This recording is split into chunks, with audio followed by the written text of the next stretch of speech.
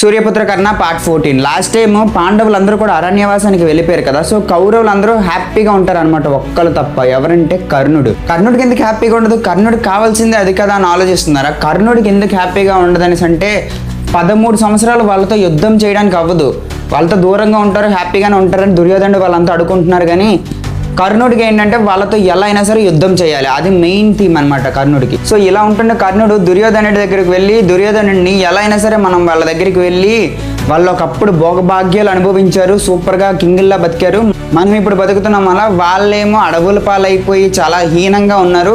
So మనం ఎలా ఉన్నామో వెళ్ళి అవమానపడదాం, మనం ఎలా ఉన్నామో చూపిద్దాం వాళ్ళకి అనేసి చెప్పేసి దుర్యోధనుడిని ఒప్పిస్తారనమాట.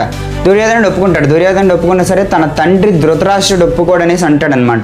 సో దుర్యోధనుడి తండ్రి అయిన ధృతరాష్ట్రుడిని ఒప్పించడానికి ఒక ప్లాన్ వేస్తారు. ఏంటంటే అక్కడ పశువుల శాలలో క్రూర మృగాల వల్ల పశువులకి ఇబ్బంది ఉంది అని చెప్పేసి అక్కడ నుంచి ఎవరినో ఒకరిని తీసుకొచ్చేసి చెప్పి